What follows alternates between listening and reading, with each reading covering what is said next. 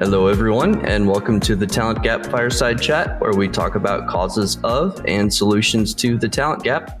I'm your host, Pete Strauss, and joining me today is Matthew Dovey. Matthew is a VP of Information Security at Trilliant Health. Welcome, Matthew. Yeah, good to be here. Thanks, Pete. Well, thanks for joining me. We've known each other for a while, and obviously I know your background pretty well, but could you give our audience a little background on yourself and your career thus far? Yeah, so I guess people of my generation typically started out in IT. I was more of the IT service management side. Transitioned from doing incident response, problem management, change management, systems administration, kind of hit that proverbial wall that everyone hits on the IT side of tired of doing the constant firefighting day to day. And security was this new shiny object that was out there that everyone was talking about. So I kind of jumped on the bandwagon pretty early, transitioned through the way of governance, risk, and compliance. I was primarily doing risk management, transitioned over to some compliance work where I was doing payment card assessments internally for Louisiana's largest health insurer, Blue Cross Blue Shield. And then after that, I transitioned to doing the traveling security consulting gig, which is where you and I know each other, Pete. Did that for a couple of years. And I think like many people in the consulting world, you kind of get burnt out on the rinse and repeat assessments every year, same client, same situation. I wanted to do it for myself. So I transitioned more into the industry side, becoming a director of information security. With IT still following me everywhere I went.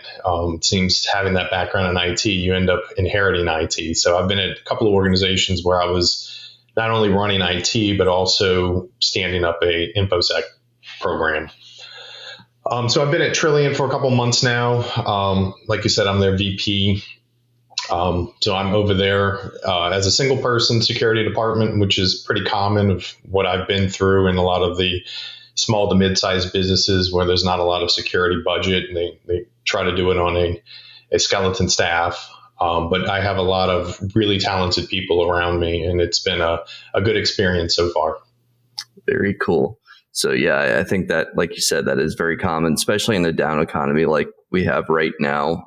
There's a lot of companies trying to do more with less. We're recording this in July. It looks like it might be picking up a little bit as far as hiring is concerned, but I think still a lot of uncertainty in the economy and stuff like that. So appreciate your background. That's great to hear. So we usually start the show by kind of defining the talent gap in the minds of the guests. And so would you say that the talent gap is a real thing in security? And if so, what does it look like? Yeah, so I've, as a hiring manager, I've definitely experienced where hiring individuals that on paper with the certifications that they had seemed like they really had the chops and you had a lot of high hopes, and then you bring them on and there's a lot of the fundamentals that are missing. I think a lot of that is due to jumping into security without having kind of that IT foundation. And I think that's one of the things that's helped me in my career is by having the understanding of basic IT processes, systems, and how IT works. It gives you that foundation that really helps build upon or security builds upon once you make that transition into security. And what I've noticed is a lot of those fundamentals tend to be missing today in a lot of security professionals that in the past used to be kind of that foundational building blocks that were there. Makes sense. So would you say those fundamentals are more so lacking in your experience in more the GRC realm or more the technical roles like security operations, engineering? Yeah, I think definitely in the technical side. On the GRC, kind of the auditing, when I made that transition, I did notice, especially when I was going for my QSA, that there was a lot of auditors at the time. And I know that PCI has changed a lot of this, but at the time you had people that came from the accounting side trying to transition to be technical auditors and really didn't understand what they were auditing. And it's kind of the same thing. You're bringing in security professionals today that are doing threat and vulnerability management and running those SecOps processes, but they're missing a lot of those fundamental IT practices. So again, what was core to understanding what you're doing is just not there. Yeah, and it's interesting. I mean, I would put the number at somewhere in the neighborhood of tens of thousands of people trying to break into the field right now. There's just not enough entry-level roles. But I'm guessing, you would see it as an issue with not necessarily not having the bodies, but not having the people that have those technical foundations that would even be, I guess, appropriate for an entry-level job in security. Do you see, is there such a thing as an entry-level job in security, or would you say that everybody needs to have worked in an IT job first? Well, the way I had mapped it out when I was developing the program at Motion Point was that you had your security analyst, which was more of your entry level, doing kind of the foundational risk management GRC practices that are a little bit easier to communicate and establish repeatable processes. Whereas the SecOps side, you definitely needed some people that had some sort of technical background, whether it was in networking, whether it was in systems administration, because there's forensic, there's a lot of incident response involved in that. Again, threat and vulnerability management. And if you don't have those foundational skill sets, it's really hard to jump into that. Now, again, there's paths to learn that, and there's definitely mentorship. There's other programs that can be implemented to help bring people up through learning with other people. But just jumping in at an entry level, I think, especially on the SecOps side, it's very difficult. Maybe a little bit easier on the GRC side. And speaking from experience, that's how I did it. It might be a little bit easier from an entry level standpoint. Yeah, I agree. And to this day, there's plenty of consulting firms that are still bringing people up through the campus recruiting programs and getting them trained up to where they can audit. You could make the argument that maybe they're not as technical as maybe they should be. I think as long as you have somebody who's technical enough at the senior level, and then you delegate some of that work to the more junior folks that they don't necessarily need to have that deep level of knowledge. And while they're on these projects, they can kind of be learning on the job. I think you're all right. You just need to make sure that there's somebody more senior, more experienced on each of those projects. I think a lot of times what happens with the consulting firms is there's a lot of money to be made. So they figure out a way to just cram as many junior people on a project. Their salaries aren't as high. They're able to get greater margins that way by throwing a bunch of juniors at the work. So that's been happening as long as I've been in the industry. Absolutely. Firsthand. So what about, obviously you've been on the internal side. Have you noticed that in the auditors from the external side that you've been working with? Yeah, to be transparent, I've had to ask for auditors to be changed because I didn't agree with the way they were assessing. Again, coming from that side, I had a little bit of a background in the way I was interpreting things based on my knowledge. And I've butt heads with some assessors in the past. But for the most part, it's been good relationships. But yeah, I've definitely seen it from the internal side. Being on this side, dealing with consultants that are definitely junior and really needed to lean on their management to really step in and kind of help the assessments continue to move on.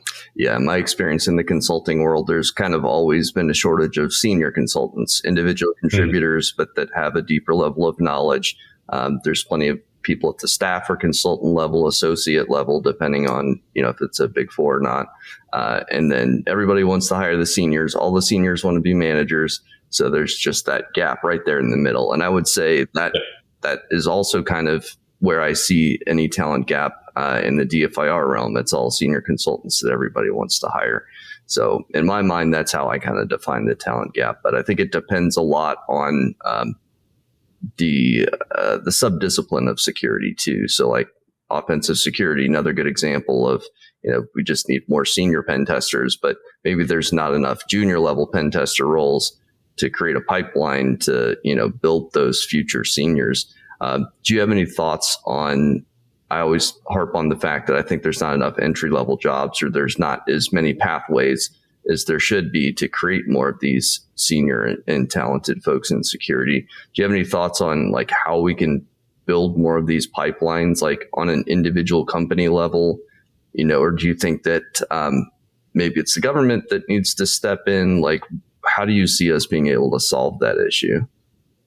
Well, yeah, I mean, funding definitely is a way to help build these types of programs. I think a lot of the certification bodies that are out there, like your ISACAs and ISC squares, I'm actually a part of the local chapter out here in the Gulf Coast with ISC squared, and they're starting to push for certification in their entry-level cybersecurity certification, where they're offering free training, free workshops to help people kind of get brought up to speed with some of those fundamentals that we were talking about. But to date, a lot of that didn't exist. So we're starting to see that get some traction and build within the different certification bodies, which, again, those have been, for me, kind of a check the box. You need certain certifications in order to land specific jobs, whether it really helped build that knowledge and experience. I guess the kind of, it really depends on who you talk to. But those have always been kind of check the box. I got to get it if I want the next step or want to work towards that manager role. There was requirements around the types of certifications you had. So it's good to see that they're starting to give back and starting to set up certifications that are really target to those entry levels, where a lot of them were tied to multiple years of experience before you could even land the certification. So that's good to see. With the chapter that I'm a part of, we're also getting involved with universities. We kind of mentioned that it's reaching out early, getting them on the path to build a career goal or some sort of path that they're working towards. As a hiring manager, that was always one of the first things I did starting at a new company, is understand what the skill sets were, perform skills matrix, and develop performance plans and growth plans for each individual so that they had targets to work towards. I've stepped into organizations where quickly I was dealing with high turnover because individuals wanted the position that I ended up landing. The ones that I've been able to work with is to develop their path. What is missing that they need for that next step, and why didn't they get the position? So helping them understand, like, these are the things that you need from an experience standpoint. Again, sometimes certifications to build your portfolio to help you to that next stage. So creating more career paths. And that's one of the things I really liked about CompTIA. And again, I don't want to harp too much on certifications, but they do map out specific certifications to start with. And the DoD uses those for growth. And again, they're a little bit more technical. So there is stages of how you're working towards, okay, if I want to be a CISO, what do I need to do to get there? Or if I want to be a pen tester, what are the foundational things that I need to understand before I can get to that level? Again, jumping into some of these technical roles within SecOps, if you don't have a lot of those fundamentals around networking and systems, it's really difficult to jump into those just blind. So yeah, I think funding, I think different mentorships, different programs through these accreditation bodies is definitely helping to establish how to get a foot in the door. But I think to your earlier point, is there a lot of entry-level jobs out there? I think it really depends on the organizations. Organizations with a much more mature security program will definitely have some sort of entry-level position. But again, if you're in SMB market like I've been, it's skeleton crews, and you need someone who can do all aspects of security, both InfoSec or GRC side and SecOps side, because you're working with a smaller budget and a smaller staff. So yeah, obviously you've spent quite a bit of time in the SMB space. Have you, over the years, developed any strategies around hiring really good people, but without the budget to be able to pay, top tier money for what some might say are the best people in the industry? How have you been able to attract, really good people? Yeah, I mean, that's a great question. And unfortunately, what I've had to do is outsource a lot. And I think a lot of SMBs do that. Building your own SOC really doesn't make a lot of sense from a budgetary standpoint. But having eyes on glass 24/7, 365 is incredibly important. So I've had to leverage vendors to staff aug where I can. And then again, looking for where do I have the greatest need internally and hiring for that position. At one of the organizations I was at, we were managing their secure application security program. But again, I'm not a developer. I don't come from a developer background. It's really important to have someone embedded within security in the development team that understands development methodologies, understands coding in general, that can look at vulnerabilities that are being spit out by these different tools that we're using for AppSec and help the developers identify and prioritize where they actually have remediation efforts, rather than putting that all back on the development team to go through the tool and figure out what are false positives versus what really requires development time to remediate. And finding an AppSec engineer, extremely difficult. It's someone who comes from a development background but has transitioned and knows security. That to me became a unicorn, and I wasn't able to land that position, but that was absolutely a need that I had based on what were things that we didn't have in-house from a skill set. So again, it's kind of going back to that skills matrix and figuring out where do you have gaps, where do you not have coverage, what do you want to build a job description around based on the needs of the organizations. And fortunately, sometimes it can be that unicorn where you really never find that individual. How did you end up shoring up that gap if you didn't get that dedicated person? Well, we started looking at outsourcing that as well. There was a couple of vendors that said they would do the managed AppSec for us. Unfortunately, I tend to be kind of the catch-all for everything. So in a small team, it comes back to me, and then I'm wearing multiple hats and doing duties that are a little bit outside of my expertise, just to keep the process moving. Because again, these are things from a compliance standpoint that if we're not doing, we have gaps, and that can affect our security program and our external assessments that are being done. So a lot of that would fall back to me, or we would have to work with a vendor to kind of close those gaps. Yeah, as a small business owner myself, I outsource a lot. There's just so many good things that I'm not good at. And I know if I were to try and take that on, there'd be some vulnerabilities, not necessarily security vulnerabilities, but there would be potential bad consequences for me taking on accounting or that sort of thing. It's just, not my strong suit. So that's a great point. Sure. I think a lot of companies a lot of executives, especially early on, I think they tend to want to handle everything in-house. They want to have more control over everything. There's less of a sense that you want to delegate anything. You want to feel comfortable with exactly who is doing the thing. But I think in a lot of cases, it definitely makes sense to outsource. Have you ever been in the position where you could hire somebody truly entry level? I have. I've hired individuals that, for a lack of a better description, were very green in the space, had a little bit of experience within maybe a niche area, but they had a lot of the soft skills, a desire to learn, showed that they progressed within the role that they were at prior to coming on board very rapidly. So seeing that they have the capability to learn, they have the desire to learn. Those are some of the soft skills that I also look for when interviewing a candidate. It's not necessarily just based on, do they come from a technical background? Have they done auditing before? Some of the, especially in the GRC side, some of those skills are a little bit easier to, like I mentioned earlier, to train, have repeatable processes. It's really comes down to the candidate and their desire to learn and be a part of that team. So was that in consulting that you were able to hire that person, or was that? No, that was in industry. That was actually at the last company I was at Motion Point. I had someone who came from the healthcare side, was primarily doing contract reviews.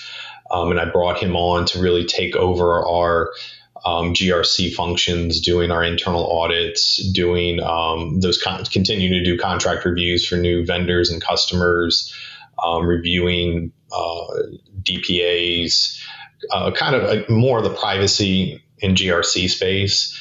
But some of that was outside of what he was used to doing in his prior role, but he picked it up really quick. Awesome. So in that case, you had an entry level job. How did you figure out that you needed to hire somebody at the entry level? Was that a conscious decision, or, did you have a bunch of grunt work laying around basically that you're like, okay, it doesn't make sense to hire somebody more senior for this? Like, how did you make that decision? Well, Emotion Point, to their testament, was one of the few SMBs that I walked into, and I had a 4-person team day one. I've honestly never seen that type of investment in security in any organization that size that I've experienced. I mean, not to say they're not out there, but just in my experience. But it did result in some turnover. I ended up having 2 positions leave fairly close to each other, one being more of a senior security engineer position, and one was a data privacy manager position. So I had 2 immediate needs, one more from the technical side and one from I need some help with GRC, so it's not just me. So because I had the experience in GRC, I just needed someone who I can kind of give that grunt work to, do a little bit to alleviate what was on my plate, and then bring them up as they learned and give them more responsibility. So that was kind of the opportunity that was just presented, that we could do a security analyst, which we were calling was more of an entry level position, and hire a security engineer at the same time. Makes sense. Yeah, I'm just trying to figure out, all the various scenarios that hiring managers have been through over the years. If there are some commonalities among the folks that have hired entry level, I'm trying to figure out if there's certain business cases that can be made to hire at that level. I mean, it seems like in your case, it was pretty specific, that the stars align basically.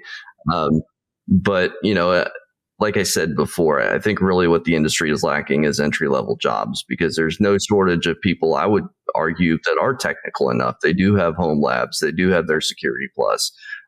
Some of them even have help desk experience, and they're knocking on the doors of the industry, and even they can't get in. So could you make a case, I guess, to a hiring manager at a smaller, medium-sized business, or even a large one for that matter, to hire at the entry level, knowing that it may take some time to get that person up to speed to where they can really be, technically competent for the higher level projects? Yeah, I think it really depends on the program itself. I wanted to get to a point where we were able to hire or have interns come in and bring them up by giving them some specific tasks where they can kind of learn real world experience. And we had our development team was doing that. They were bringing on interns consistently, and our development manager was always telling me, "Hey, this is the way to go. Bring in some interns. You're going to help them. They're going to help you." And I would have loved to be in that position, but again, we were building a program, and there was a lot of churn that happened when I first came on, that I don't think we were in a position from a maturity standpoint that we were ready for interns to come in when we were still establishing our processes and making sure that they were repeatable. I think when you have a much more mature program, it does help to bring in more or create entry level positions, because you have mature processes that are repeatable. You're plugging someone into a process. You're asking them to just run the process. Unfortunately, I've been in situations where I need people that were not just process people. I need people that build processes, and they have the experience of building processes. So it comes in. That kind of aligns better with your mid to senior level positions opposed to your entry level. So I really think it depends on the program. If a program has been around and is well established, I think it really allows itself to more entry level positions and to help give people foot in the door. And I've always been somebody who's wanted to do that. Like I mentioned, I would have loved to do internships. It's just, it wasn't in the cards at the time. Mm-hmm. Yeah, that's a pretty common scenario that I hear. There's a lot of folks that would like to do more hiring at the entry level or open up internships or whatever it may be. But what ends up happening is everybody's running on a skeleton crew, or they're understaffed. They're trying to do more with less. And they end up getting in this situation where they're always kind of behind. And so in order to even get somewhat caught up, they need somebody that can just jump in without any hand-holding, and this is how we get in this situation. I think if the industry doesn't start wising up a little bit on the whole, we have a pipeline problem, and who knows what AI is going to do to all of that. It could be where it gets so good that it's replacing SOC analysts, and then boom, all of a sudden that potential entry point into the industry is gone, at what point do we then get senior people? How do we, train them up to get them to the place they need to be to run some of these systems and stuff like that? So I guess that's kind of food for thought. But yeah, can you think of, I guess, any specific challenges that you've encountered over the years as far as, hiring, recruiting, retention, that we could kind of, I guess, address? Sure. I mean, talent shortages. A little bit of that might be due to some of the things that we were talking about, or just not having those entry level positions. High competition. Just a few years ago, people were jumping jobs left and right in cybersecurity because there was a high demand, and you could leave one organization and go get paid 15, 20% more fairly easily. When I first started at Motion Point, I ended up having to kind of weather that storm and lost some people due to turnover because of the high competition. Employee retention, again, I think it really comes down to the organization, and are they matching or doing better than what market value is for those positions, and reevaluating those positions against market values. That was one of the things that when I started at Motion Point, that there was no job descriptions within the team. So clearly carving out what those roles and responsibilities were, the different titles, the different growth paths that were available, and then tying that to performance, tying that to not only individual performance, departmental goals, company goals. That was also a part of how do we build this growth path, and what are the next steps in your development, and showing that we're reinvesting back in our teammates so that they see they're valued, and that we're making the investment to keep them there long term. I've been consulting, and a lot of times consultants, they would do the certifications, put in their time, and then they would leave, but they got a lot of that training paid for as a consultant, so they left with a lot of good credentials and landed jobs elsewhere because of that. So it's kind of some people would say it's a catch-20, where you invest and then you make them more appealing in the market, and then they leave to go somewhere else if you're not paying the salaries that they can get some at other organizations. So retention has been something that's been a constant give and take. It's a battle with HR. It's a battle with the business. It's showing that you value the people that you've brought on, and that you want them there long term. And sometimes it's meaningless words that aren't really backed up by the business. So unfortunately, that's been something that I've had to deal with in my career as far as challenges. Gotcha. So you would want to make the gesture, I guess, of giving somebody a raise or promotion or something like that, but you didn't have the structure or the backing from the executive team to make that happen. Have you ever managed to hang on to somebody that was just about to walk out the door, but you implemented something that, kept them at least somewhat happy? I was close a couple times. I mean, there's two situations that I'm thinking of. My time at Motion Point, I had a security engineer who had landed another position. I was really setting him up to be our senior security engineer and move our junior engineer under him to start building his portfolio, giving him some management responsibility so that eventually he could move in that direction. But he landed something else right around the time that I was planning to implement this. And we still stay in touch, and I think a part of him wishes he might have stayed and saw where that led. But I also was running the corporate IT function over at Motion Point, and one of our IT systems administrator wanted to jump over to development, and I was trying to implement something similar where I would give him some management responsibilities, build that side of his portfolio, but he had his heart set on going back to development. So I was close, but in both situations, I ended up losing out. Yeah, I mean, fair enough, and it happens all the time, especially when folks have in-demand skill sets. They're always going to have options. it's like I always say, there's always somebody paying more. So that's why I'm not a huge fan of hiring folks if their main motivator is the money, because you just have no guarantee that they're not going to get a better offer in 6 months. Especially certain skill sets, there's just a lot of turnover. I think the industry has changed a lot. Hiring in general and retention in general has changed a lot in the last, 10 years, but definitely the last 30 years. My dad worked at Boeing for 30 years. That's just not the case anymore. People don't stick around that long. But I think a lot of the reasons for that people were sticking around, there was more loyalty to employers. Those reasons are now gone. There's no pensions anymore.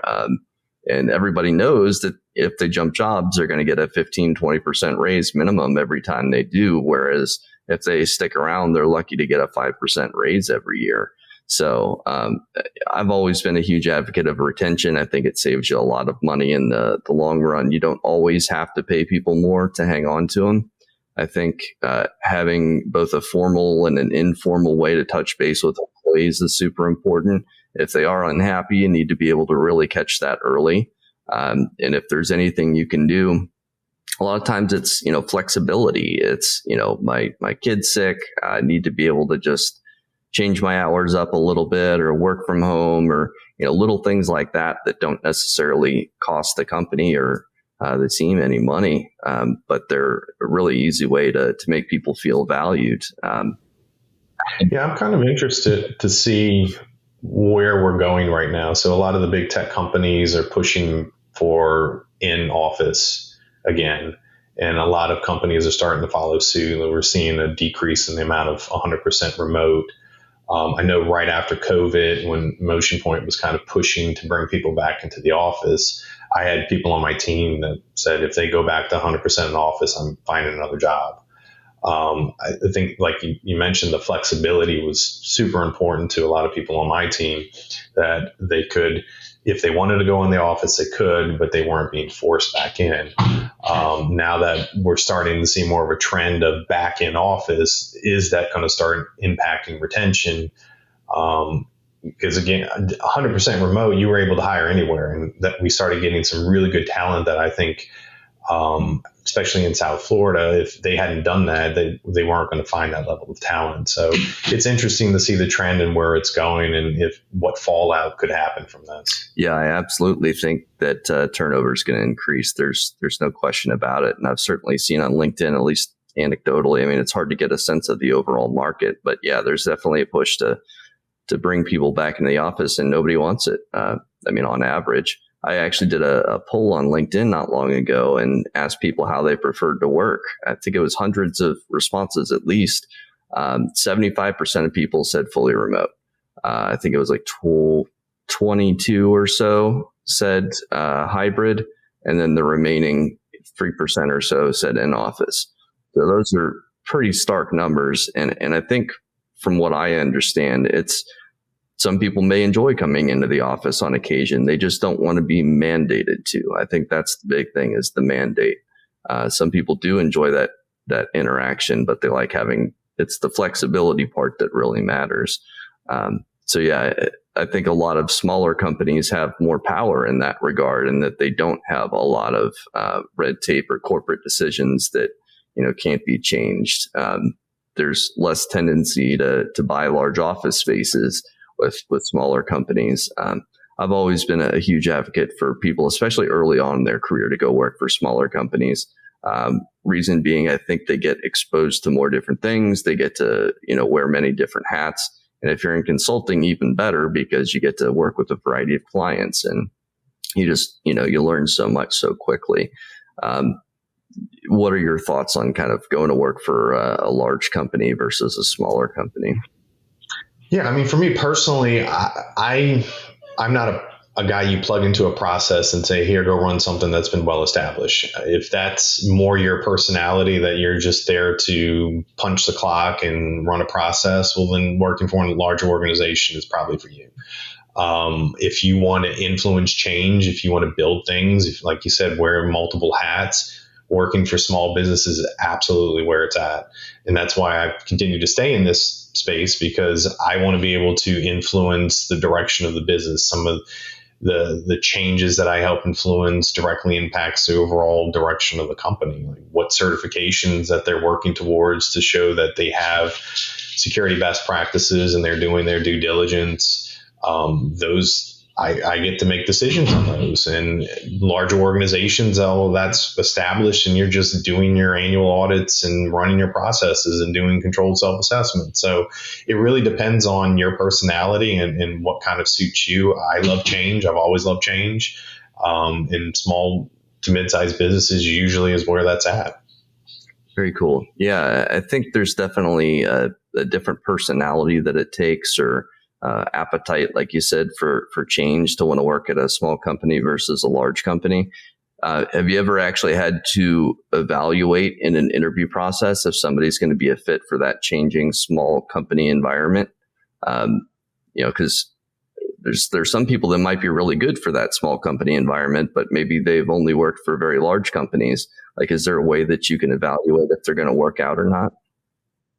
Yeah, I mean, I usually gauge, through conversations, how individuals have dealt with change in the past, their thoughts on change. I mean, when I first started at Motion Point, we had who was an individual who was our AppSec engineer.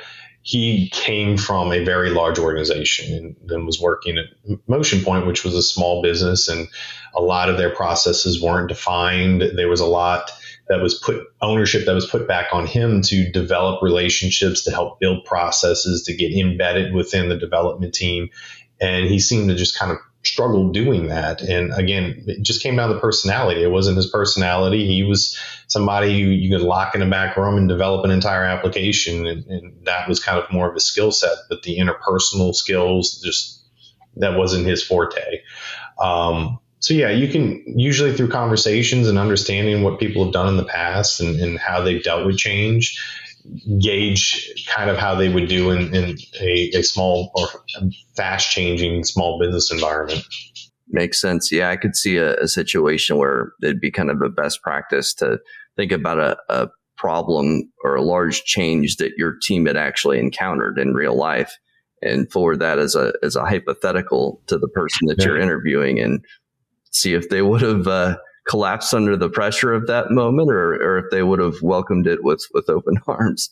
So, right.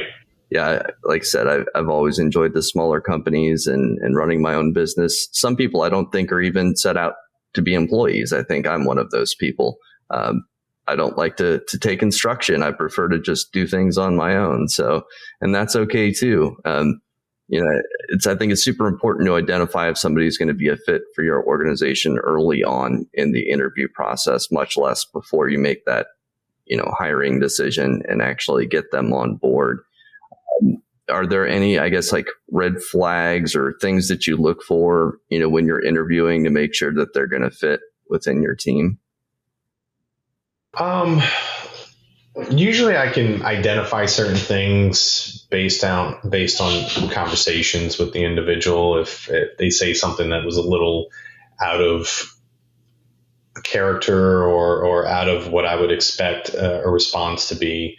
And then a lot of it's just kind of gauging their fit. Like culture is a big aspect. Like, how would they fit in the team? Would their personality mesh well with the other individuals that they would be working with? Ironically, I think one of the leading reasons I landed the position at Trillian is because I also like Star Wars and Star Trek, and the team that I work with are huge Star Wars fans. So it's little things like that, and being able to have camaraderie too with the people that you're going to work with that I do gauge. But really, at the end of the day, I like to look for people that are going to step outside of their lane. And that's been kind of what I've gauged in the past. Is I'm not looking for someone who's going to put their head down and just run a process. I'm looking for somebody who's going to look around and say, where are there problems that we can solve? Where are opportunities to be more efficient and create better processes, whether it's through automation or it's removing bloat that is in a process that shouldn't be there. I've reached across the aisle, I guess you would say, to help build finance processes, HR processes, legal processes. These are things that are normally outside of what you would say the scope of what my role is at an organization from a security standpoint. But at the end of the day, it's improving processes. It's making the business better. And that's kind of what I like to use as a measuring stick of, are you going to be somebody, especially, again, we're talking about small to mid-sized businesses, that you're going to come in and look outside of just your lane and how to improve the business as a whole. And those you can usually gauge if they haven't done things like that or they're not comfortable with that, that they might not be a good fit for the role. Makes sense. Yeah. So you kind of talked about some of the challenges that you've encountered over the years. Can you think about some of the successes that you've had in hiring, and could you attribute anything in particular of, what you did in those scenarios to success in that hire that you had? Well, I've been lucky to either know highly qualified candidates or find highly qualified candidates that can wear multiple hats. When I was at my time, when I was at Tulane, I dealt with a lot of student workers, and I've kept a lot of those relationships ever since. But there was one individual, I stepped into the role at the company I was working for in New Orleans, Lucid, and I had turnover right away. And I needed someone fast. And I knew a student worker who had actually kind of followed through the same promotion path that I did when I was there, that I could reach out to him and say, hey, look, there's this opportunity. If you're interested in, I can bring you on, and you'll basically helping me build a global IT team and standing up a security practice from scratch. And he super excited about it, jumped on board. And I think about this individual because I look at where he is now over at Snowflake and taking on a management role pretty soon, that it's like, that's what it's all about. It's seeing others that have grown personally in their development and where they are in their career now. And that's one of the things. It's like, I feel like I had a small part in it, and probably not, because it's really his talent, but it's seeing that. And that's what, as a hiring manager, that I think is one of my greatest achievements, is being able to see people grow in their career. Yeah, I'm also a huge fan of the mentorship aspect, and sending the elevator back down, as they say. So that's a great story about how you did it. To anybody who's, I guess, interested in being a mentor to somebody, any advice for that person? Yeah, I mean, for me, I got involved in being an adjunct lecturer for a local university, Tulane University, their School of Professional Advancement. They have a master's in cybersecurity management. So that was one way to get involved and kind of give back. Like I mentioned earlier, through our ISC Squared chapter here on the Gulf Coast, we're doing all kinds of different trainings and informational sessions, trying to help people with certifications with that ISC Squared initiative to get people certified in cybersecurity. We're doing programs around helping seniors identify social engineering and phishing type threats and attacks of what a lot of people are vulnerable to and what to be on the lookout for. So just general awareness. Again, that's just kind of giving back to the community. But again, there's non-members that are joining and learning about cybersecurity best practices, and that's one way to get involved. And again, there's campus outreaches that we're doing through the chapters, but find communities in your local area and definitely get involved. I mean, that's definitely what I found to be the greatest way of networking, gauging other people's experiences, finding people that can be mentors to you, is through these different communities. Yep, totally agree. I just went on meetup.com and I found some local groups here that were specific to security or tech, and just attended this week at Tampa Bay Techies. Is a brand new group that they just created, and they just had it was like their first or second event where the topic, it was a panel of folks, and they were talking about how to break into tech with actually pretty heavy security focus, which was interesting. But they had a bunch of industry folks that had been in the industry for a while, many in hiring manager positions. And there were just a bunch of very eager folks there. And it was pretty crazy what they managed to put together on short notice for such a small event. But yeah, there was a bunch of very passionate, articulate people in that room. I talked to one guy. He'd asked a question of the panel about how he can improve his salary as a help desk person. And I just pulled him aside, after the event ended and talked to him a little bit about career advancement and what he can do from the help desk level to continue to move up. And it sounds like nobody had ever really taken that time with him before. But just really, really well-spoken guy, great experience, making next to nothing, at the help desk. But there's so many people like that out there that just need a little nudge and just a little bit of advice, which can go a really long way. I would also add, and I've mentioned this in other podcasts, there's a bunch of Discord communities and subreddits out there where a bunch of these folks hang out. A lot of the Discord channels actually have a looking for mentor, looking for mentee section. So that's another great resource. And anybody who's curious about some of the Discord channels, hit me up on LinkedIn. I have quite a few that I can refer you to, or you can check out a lot of them too. There's a website called Access Cyber, and they have a whole list of community and resources tab for, people trying to break into the industry and other places where security folks hang out. So, but yeah, that's great. Well, we're coming up on time here. So one last question here for you, Matthew. Is there anything that we're not really talking about in the industry of security, but we should be, especially as it relates to hiring? Well, we kind of briefly touched on the AI piece, and of late, a lot of the firms that the businesses that I've worked with they're using AI to try to find talent. Again, very new space, and how this all pans out is going to be interesting, because I know you've always had scans that look for keywords and kicked out resumes and kind of in bulk, especially you look at any job posting on LinkedIn, there's over 200 applicants, and you're trying to raise your resume above everybody else's. So I don't know if this is going to be a better way to find qualified candidates using AI. I don't know. A lot of this is still kind of uncharted territory.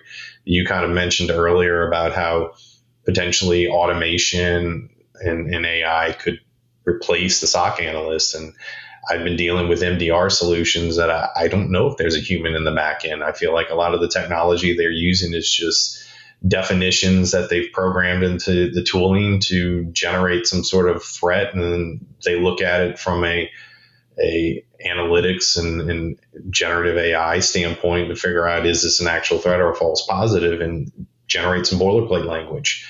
And I, as the subscriber to the service, don't feel like I have the assurance that this is really someone performing the appropriate investigation, forensics into the threat that had been identified. And this has been something that I've been struggling with, is the types of services that you subscribe to and the way you use these technologies. Are we still getting the same assurance that we did when we knew it was a human doing it? So I don't know, hiring with AI and then security in general with AI, I think these are all new spaces, and it's going to be interesting to where this all falls out. Yeah, and I think more folks should be thinking about it more and listening to more experts on it as much as they possibly can, because I think it's truly going to revolutionize so many things.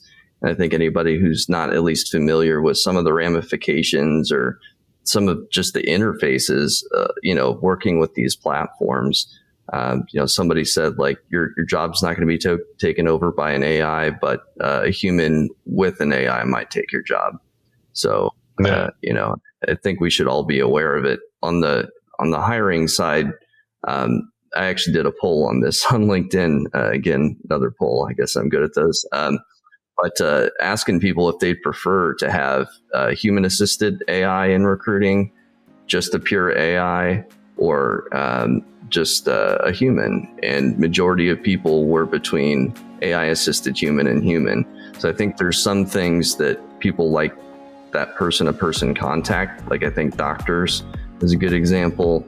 Nobody wants to get a cancer diagnosis from a machine, probably. Same thing with recruiting. If you're, hearing from recruiter about an exciting job, it's better to talk to a human than a chatbot or something like that. But we'll see. Maybe the pure convenience and ease and speed with which these things operate, it's just so hard to predict. So, but yeah, that's a great point. Well, thanks for being on, Matthew. If anybody wants to get a hold of you, what's the best way to do that? Well, I'm pretty active on LinkedIn. Easy to find, MDovey. Awesome. All right. Well, appreciate your time, Matthew, and thanks, everybody.